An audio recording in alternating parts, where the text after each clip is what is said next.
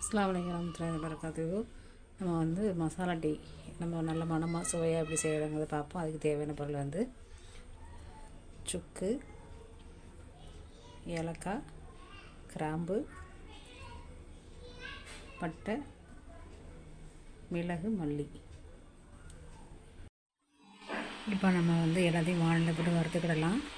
அதுக்கு சுக்கா நல்லா உரலில் போட்டு இடித்து வச்சுக்கோங்க. இடித்து வச்சுக்கிட்டு தூள் போடாமல் அதில் மாவாக இருக்கும், அந்த மாவை போடாமல் முழுசாக இருக்கிறத மட்டும் போடுங்க. எல்லாத்தையும் போட்டு நம்ம நல்லா வறுத்து ஆற வச்சு நம்ம மிக்சியில் போட்டு திரிச்சிக்கலாம். நல்லா எந்த அளவுக்கு நல்லா ஃபைனாக திரிக்க முடியுமோ அந்த அளவுக்கு திரித்து வச்சுக்கலாம்.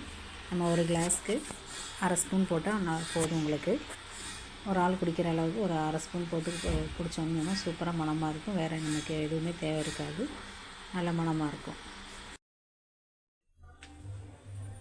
நம்ம எல்லாம் திரிச்சாச்சு. இந்த மாதிரி நல்லா பவுடர் ஆக்கிக்கோங்க. இப்போ நான் 2 கிளாஸ் டீ பால் வச்சுருக்கேன், அதனால் இதுக்கு நான் 1 ஸ்பூன் போட்டுக்கிறேன்.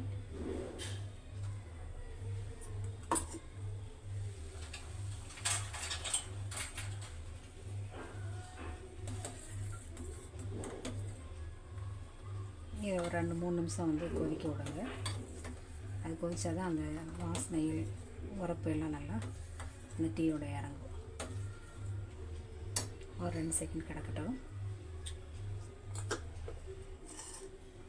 நம்ம இதை காற்று போகாத ஒரு பாட்டிலில் போட்டு நம்ம அடைச்சி வச்சுக்கிடுவோம். டீ போடும்போது ஒரு கிளாஸுக்கு அரை ஸ்பூன் போடுங்க, சரியாக வரும். நம்மளுக்கு சுவையான டீ ரெடி ஆகிருச்சு. இந்த மாதிரியெல்லாம் செஞ்சு பாருங்கள், டேஸ்ட்டாக இருக்கும், மணமாக இருக்கும். சேனல் பிடிச்சிருந்தா சப்ஸ்கிரைப் பண்ணுங்கள், லைக் பண்ணுங்கள், ஷேர் பண்ணுங்கள், கமெண்ட் பண்ணுங்கள். சப்ஸ்கிரைப் பண்ணுங்கள். அஸ்ஸலாமு அலைக்கும் வரஹ்மத்துல்லாஹி வபரகாத்துஹு.